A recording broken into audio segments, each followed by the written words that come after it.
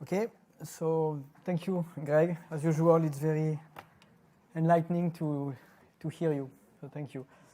My name is Thibaut, for those of you who don't know me, and I am the co-founder of the Vintage Report.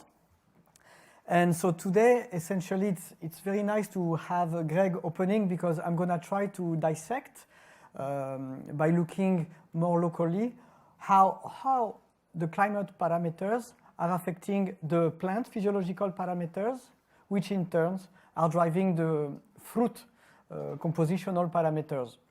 So in order to go into that in-depth analysis, I propose to walk you through this morning through the 4 different steps. So first, I'd like to take one step back, and I will discuss for over 5 or 6 slides what is the framework within which we can analyze how the sequences of climatic periods, the sequences of environmental stresses experienced by the plant are setting up the stage for the fruit ripening patterns to be the way it is eventually observed towards the end of the season.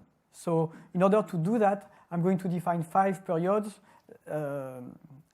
and then we will look specifically at how climatic parameters, plant parameters, and fruit parameters are trending within each period to try to build an understanding of what is the cause-consequence relationship existing between climate, plant, and eventually fruit. So how are we going to do that? Well, essentially, if you're looking on a horizontal axis, you see different stages.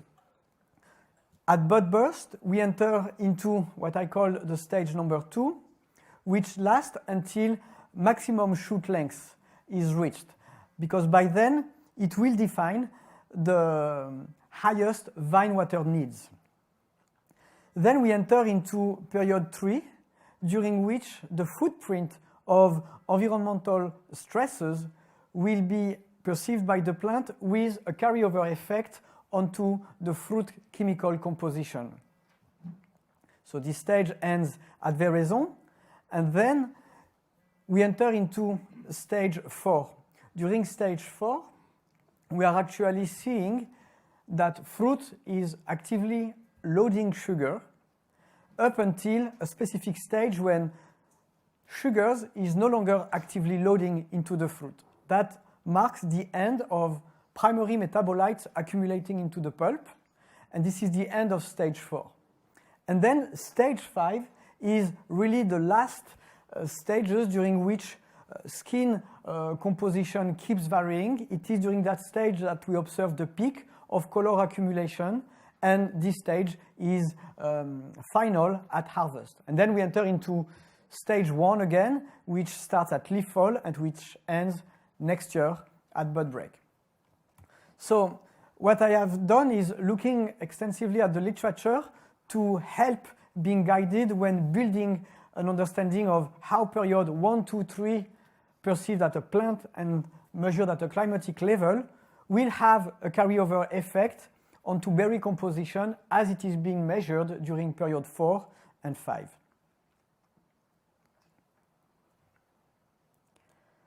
So with that understanding in mind, I'm going to slice climatic parameters first along the season. And what's very interesting is that it's not to say that there is a silver bullet, given value that is the golden standards. Actually, more than looking at values per se, it's very interesting to look at the time trajectories. And that's true for any biological indices. And to some extent, it's also true, as much as we can understand, with climatic parameters. So when I say time trajectories right now, I'm roughly dividing it into 5 periods, but we will see within each period how we observe the behavior of specific values being an indication of their consequences on fruit. How, for instance, can we build that kind of understanding?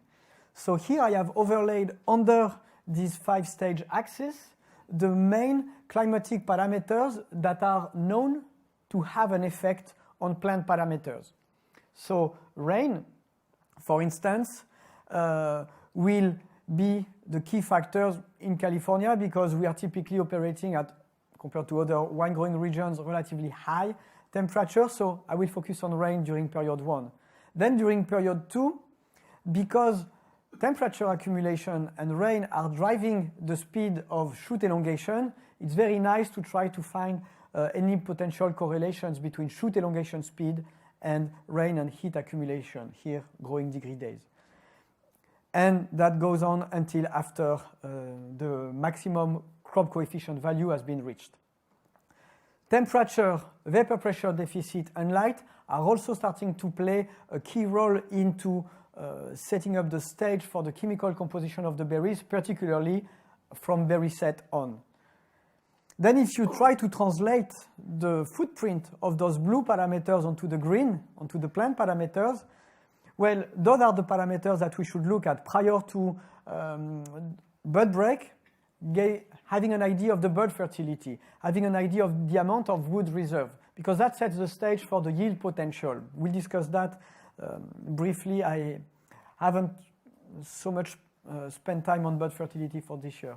Then period 2, this is the period during which nitrogen is actively accumulated into the plant tissue, and this is the period during which shoot elongation occurs. And that sets the stage for period 3, during which nitrogen uptake reaches its maximal value that we will analyze. The severity of water deficit during period 3 will set the stage for maximum berry weight and also for aromatic precursors and flavonoid precursors. And then it's the stage during which we can get a handle on cluster count.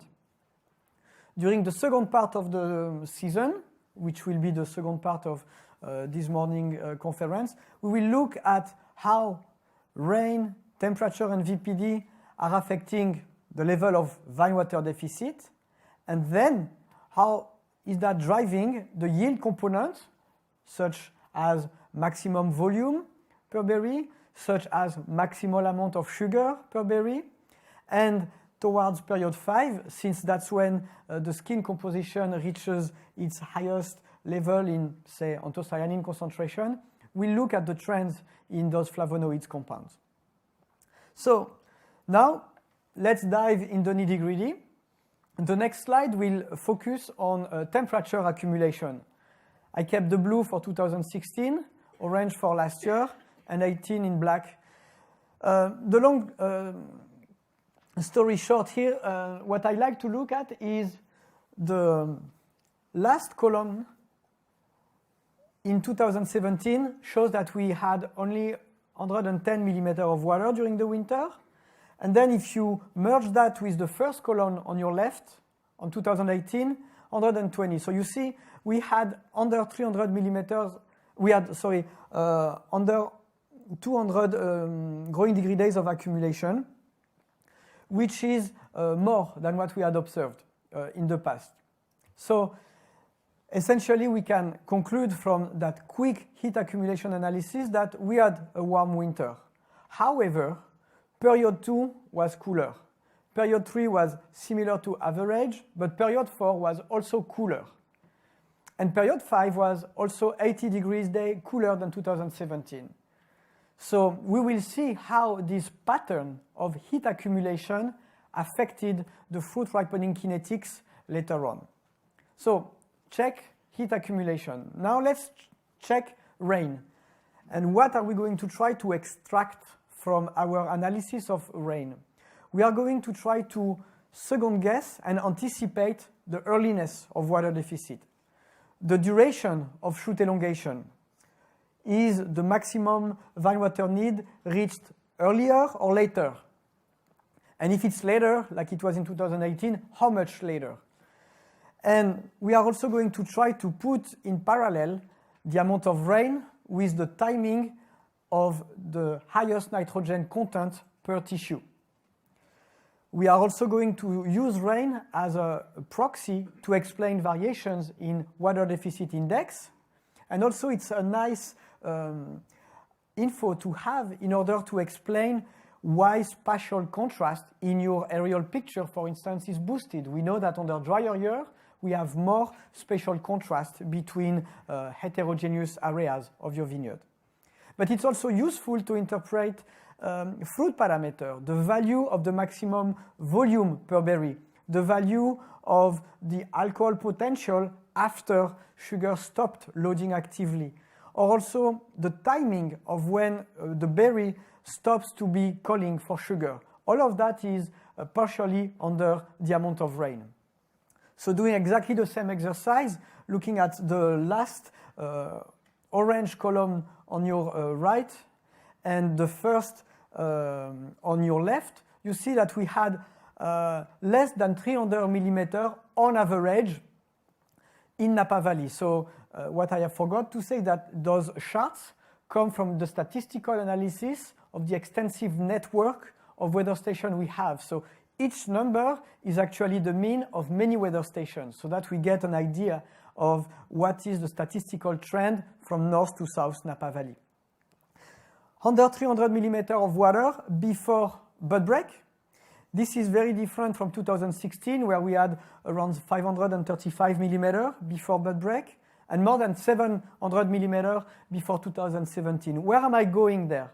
Well, with this low amount of winter rain before the bud break in 2018, maybe we have an early indication that the amount of nitrogen that's going to be plant available might be lessened, simply because with less moisture content, we have less microbiological activity. And we will see whether or not this was perceived by the plant, and we will discuss the implication that it can have for 2018, but also for 2019. Interestingly, we had more rain during the period of shoot elongation. That may have an impact on the leaf area size, therefore on the amount of water the plant needs from one day to the next. Also, having more rain during the growth may postpone the onset of the first water deficit, with consequences on the fruit composition. Now let's look at the vapor pressure deficit. I'm going to spend a bit time on this specific climate value because it's underrated and it has a key role into driving the water out of the plant into the atmosphere. So the vapor pressure deficit is essentially the amount of pressure you need to apply to 1 unit of air volume, pressure to apply to see appear the first droplet of liquid water. So the greater is this pressure, the more likely the air is going to dry water from any surface. So you can assimilate vapor pressure deficit as the draw that the air is having to remove water from plant water tissue content. Why is that important? Well, because it drives, just like the sun, the daily amount of plant water needs. A reduction in the value of the maximum water needs will be seen in response to high vapor pressure deficit. So the severity of the heat wave, which will be quantified in terms of kilopascal, so 4 kilopascal is, we're starting to get into a heat wave, 5 it's very bad, and when you start getting over those numbers, the water column within the plant breaks down. It breaks down and an air bubble pops in. And those air bubbles are just acting as corks that are preventing the flow of water from going freely from the roots through the plant and then to be vaporized into the atmosphere. So if you have less water flow going out, you are also likely to have less carbon flow going in, with consequences on carbohydrates, on secondary metabolite compounds. Therefore, the very quality of the food production may be impacted by those heat waves. It's also very important to be critically assessing how effective is your irrigation. For instance, the duration effect of an irrigation will be shortened if you have to go through more heat waves. The rate at which the level of vine water need satisfaction decline will be also sped up by VPD.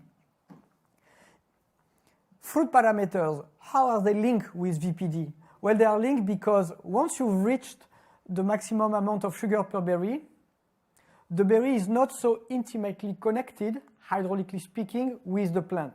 Therefore, it still listens to the plant water tissue content, but the berry is also listening a lot and a lot more to vapor pressure deficit variation. So at this stage, the berry synthesizes both signals. One signal of water deficit coming from the plant, and another signal coming from the water deficit of the atmosphere.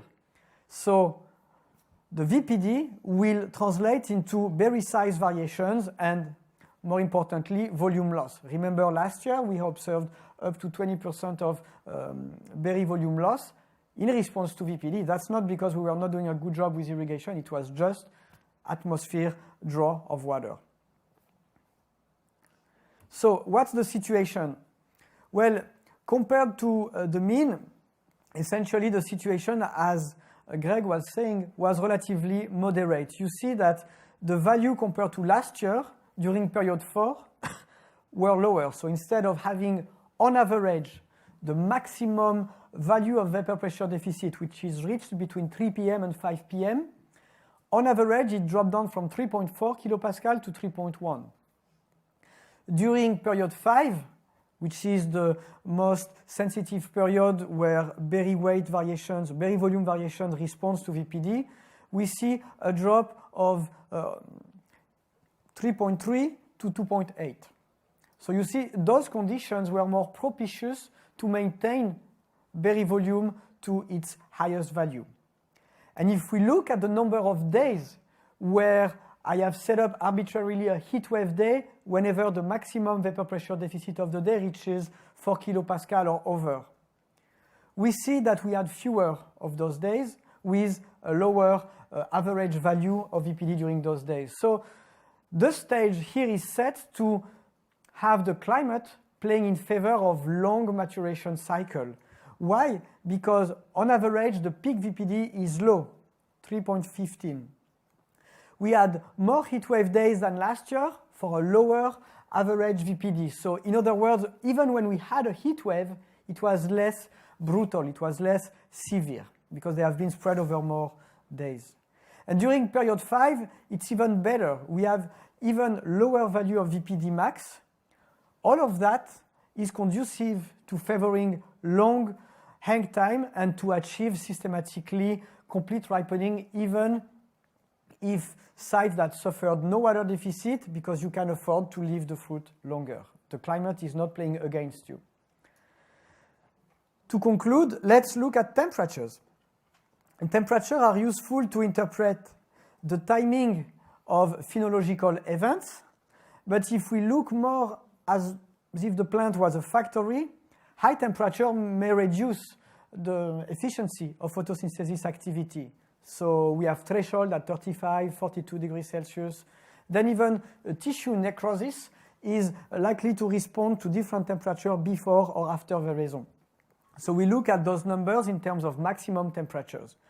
There is also, the Portuguese have led some interesting work on that, a synergistic effect between water stress, worsening even at moderate level the negative impact of high temperature. So a temperature that will go unnoticed by the plant may become noticeable if water deficit exacerbates the sensitivity of the plants to this threshold temperature. It's around 35, 36.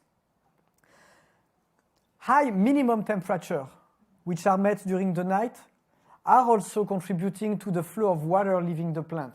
In other words, when you are in slopes or in vineyard situation where at night temperature does not drop below 14 Celsius like we see very regularly in Paso Robles, the plant is losing water. It's not losing water in exchange of trading it with carbon, it's just losing water.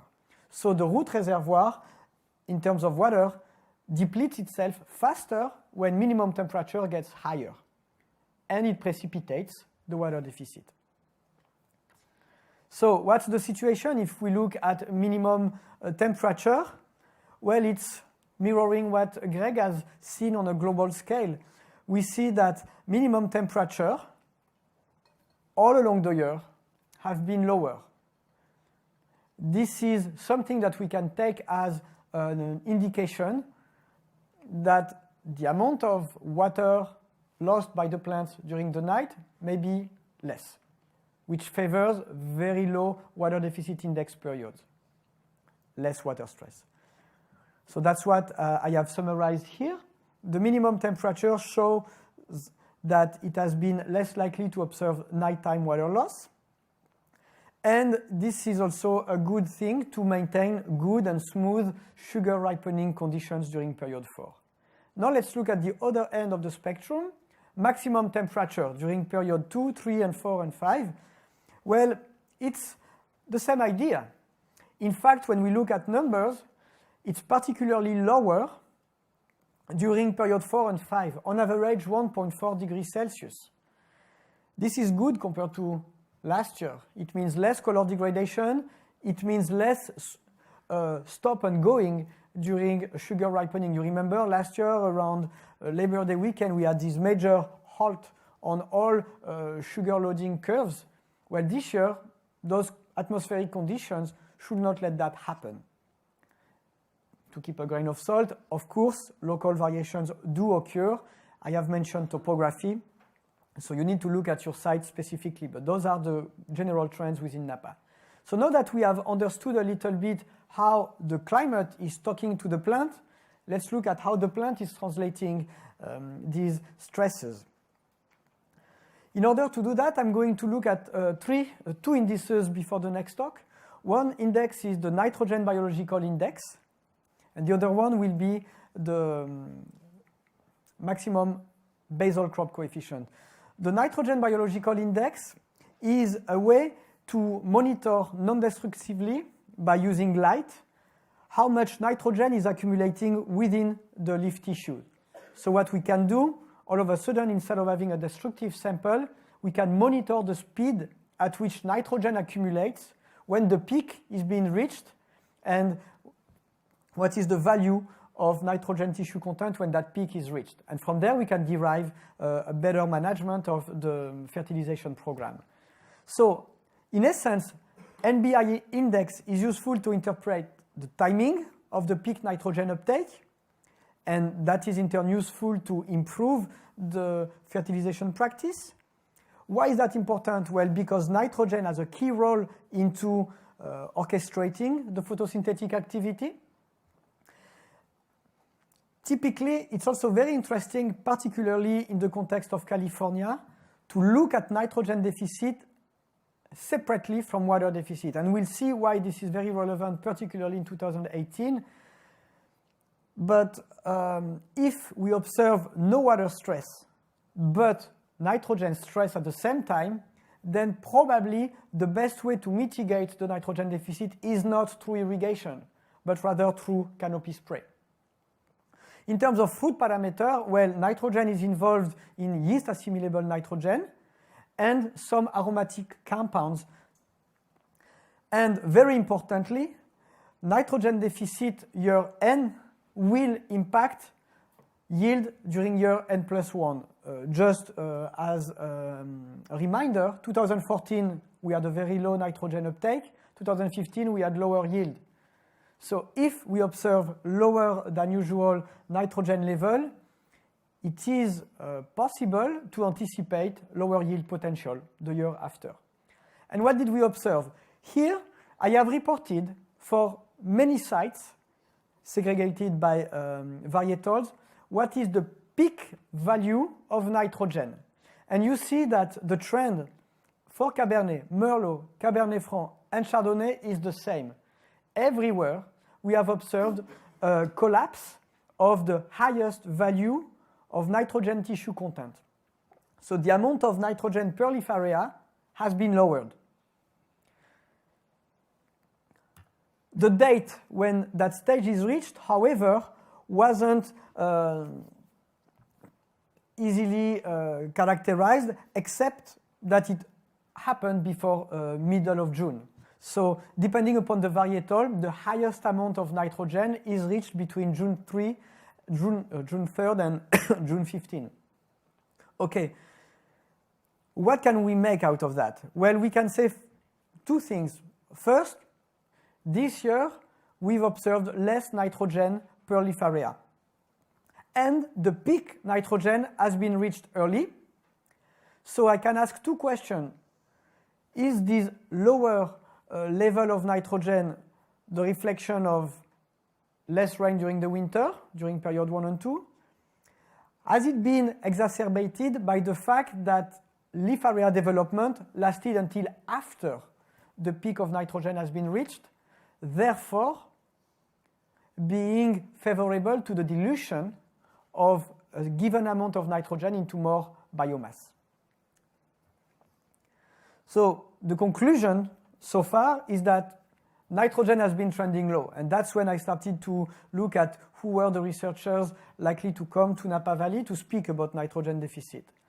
It's a vintage threat. We've been observing it everywhere, and not only in Napa, actually. It's also in Sonoma and in Paso. The take-home is that in the future, if we have the same level of erratic conditions during the rain supply in the winter, it might be very relevant to start tracking nitrogen uptake independently from water uptake. And it's also probably interesting on your specific site to try to see whether or not there is a correlation between rain and temperature during period 1 and 2. Now I'd like to discuss our observations regarding the maximum value of plant basal crop coefficient. So the higher is that number for a given climatic demand, the more water the plant needs to satisfy fully its water needs. When the value is higher, we therefore have higher vine water needs.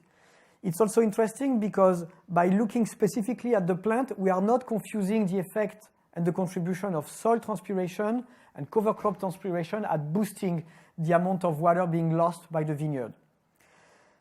It's also interesting to look at when this value is being reached, because as long as this value is still growing, there is no water stress. So the timing of KCB max is an indication of the first onset of water deficit.